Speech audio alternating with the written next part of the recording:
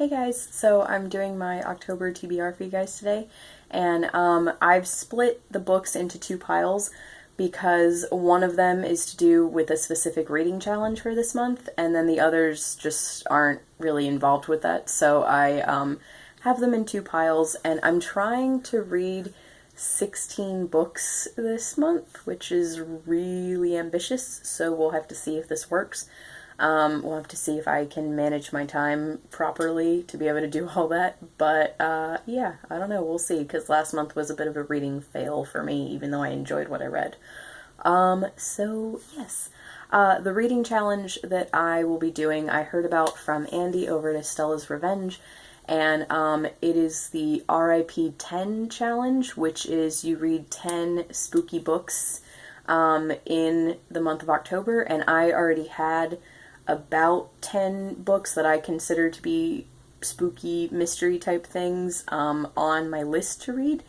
So yeah, that's what I'll be reading those for this challenge, and then the others just don't really have anything to do with that. So yeah, let's get started with the RIP 10 ones first, and then I will talk about the other ones.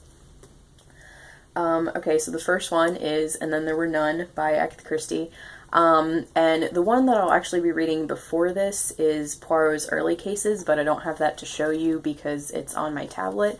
But that's also by Agatha Christie, and it's the next one in the Poirot series chronologically. It's a series of short stories, and I'll be reading that first because it's actually due back to the library quite soon, and this one I own, so I can take my time with this.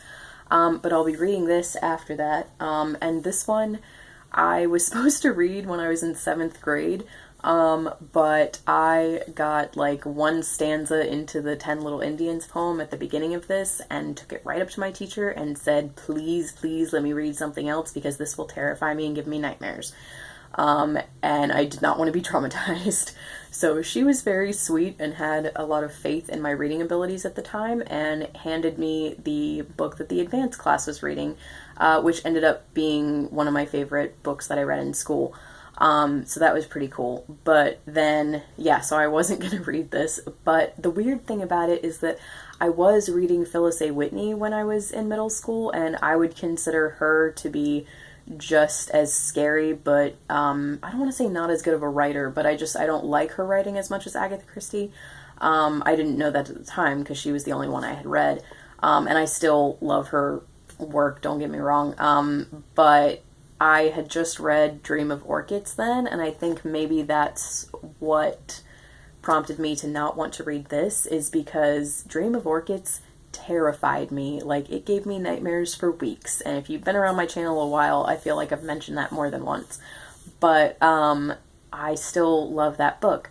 So yeah, but just like reading that, I didn't want to read this and then go through the same thing.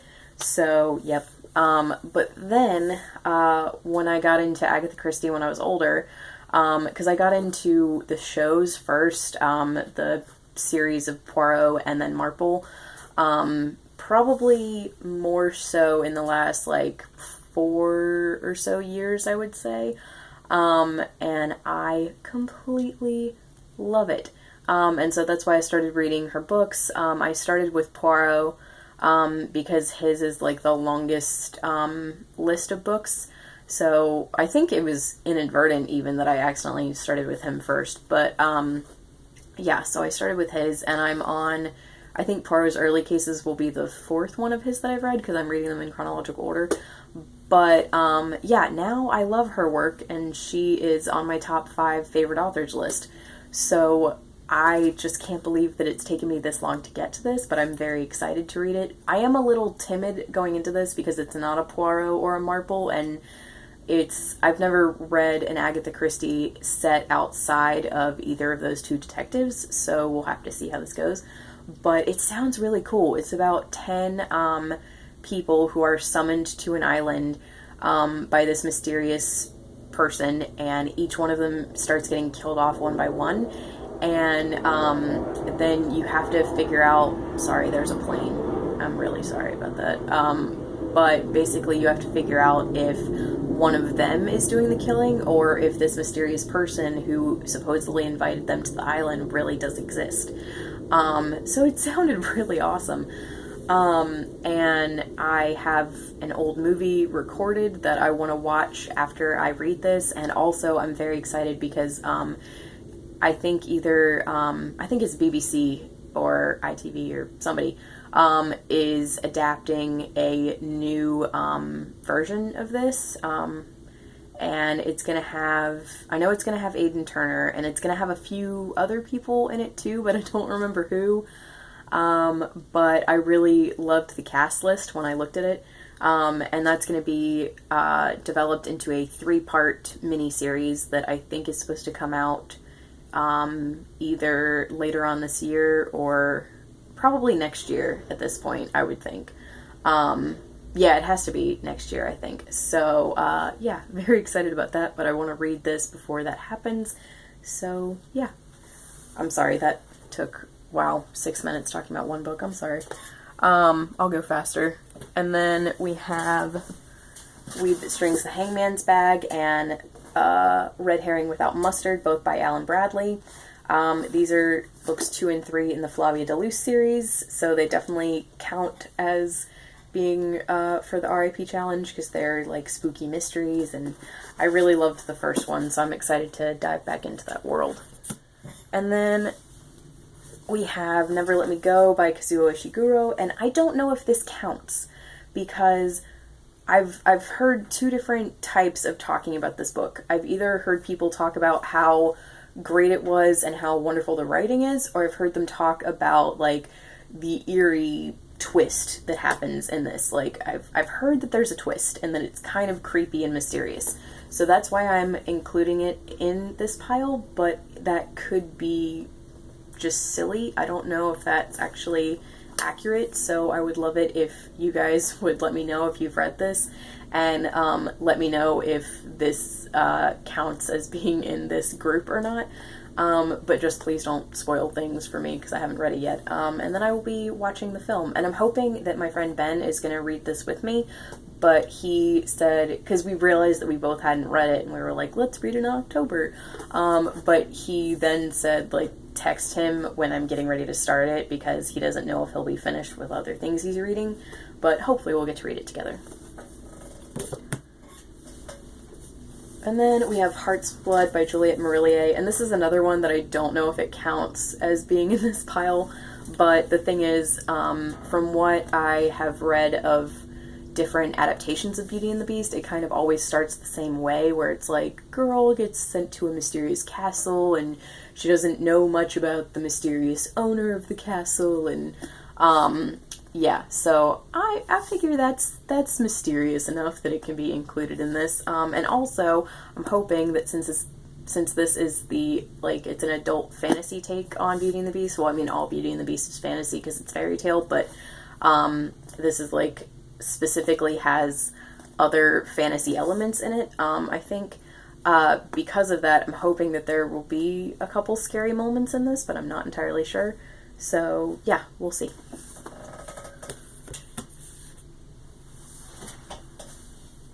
And then we have Death of a Gossip by M.C. Beaton, which is the first Hamish Macbeth mystery. And this is one that I'm, again, not sure about being in this pile because it is a mystery, but I've heard that it's like a fun, cozy mystery and like not too terrifying. But still, I hope that I'll be a little bit freaked out at some points, and this will be so much fun to read because I love this TV series, and I'll probably watch some of the TV series this month after I read this. And then we have the one that I'm probably most excited about for this entire month, and that is The Woman in White by Wilkie Collins. And unfortunately I forgot to grab it, but I will also be reading an issue of a literary magazine to go along with this. I will be reading and listening to this over the next few days, starting today, and I'm hoping to get a good chunk of the way through this today, but it's already later in the day, so we'll have to see. But I'm just so excited about this, because I've wanted to read this for years, because I've loved this musical.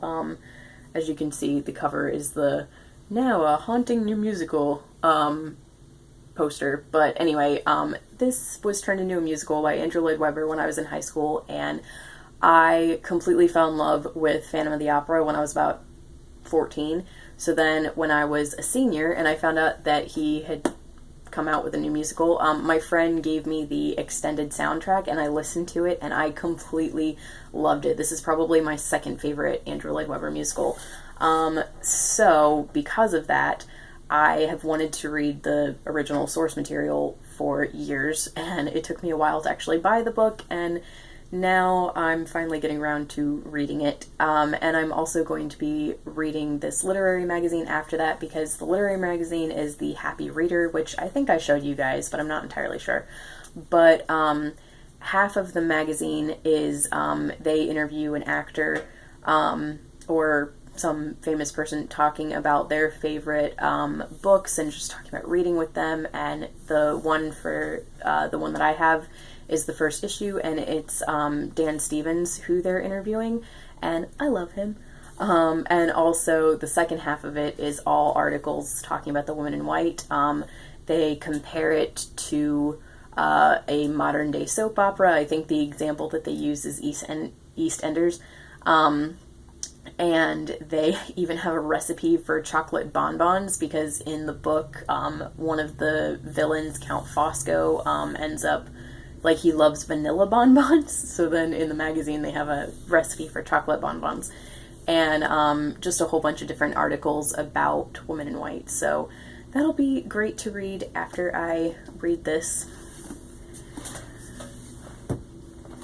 And then the last two in the RIP project pile are Northanger Abbey by Jane Austen and Northanger Abbey by Val McDermid, which is the Austen Project take on the original, and I will be reading this first, and then I'll be reading several books in between, and then I'll be reading this one and listening to the audiobook, because I love this a lot, and it has a very special place in my heart because it was my first entire Austen, which isn't saying much because it's one of her shortest, but still. So basically, because I love this so much, I don't want to judge this based on how much I love this. So before I reread this, I want to read this one, and then I want there to be several books in between, because if I end up hating this one, I don't want that to taint my love of the original. So that's what I'm doing there. And I'm hoping that my friend Christiana is going to read this one with me, but I'm not entirely sure, because we kind of had a tentative plan to read some of the Austens together, but then time kind of got away from her. She doesn't really get that much free time to read, unfortunately. So I don't know if she'll be caught up with Mansfield Park in time to read this one with me, but at least we'll be able to still talk about it once she eventually does read it, so that's good. And then the ones that I'm reading that aren't really anything to do with the RAP 10 one are Harry Potter and the Chamber of Secrets, which I will be continuing my Harry Potter reread for this, and I will be listening to the Jim Dale audiobook again, and then rewatching the second film. And I still need to finish rewatching the first one, actually, because I cut it off like 20 minutes early for some reason, so I need to finish that. But yeah, then I'll be rewatching the film for this. And then I want to finish reading The Princess Bride by William Goldman, because I read the first 100 pages in August and I completely loved it. So I'm very excited to finish this and see how much I love the rest of it. And then obviously I'll be rewatching the film. Oh, and I forgot to mention with Woman in White that I will also be listening to the musical all over again on YouTube, and then I'll probably try to find the 90s film with Justine Waddell and Tara Fitzgerald, which is a direct adaptation of the book. It doesn't have anything to do with the musical. But yeah, that'll be really fun to do both of those. And then I will be reading School for Good and Evil by Soman Chainani, which is the first one in his Ever After, or no, I guess it is the School for Good and Evil trilogy, and that's just the name of the first book. So yes, I'll be reading this, and hopefully I will love it, and if I do love it, I'll probably read the second and third one sometime next year, I'm hoping. So yeah, it just seemed like a really good one to read in October. And then we have Confessions of an Ugly Stepsister by Gregory Maguire. I completely love this film.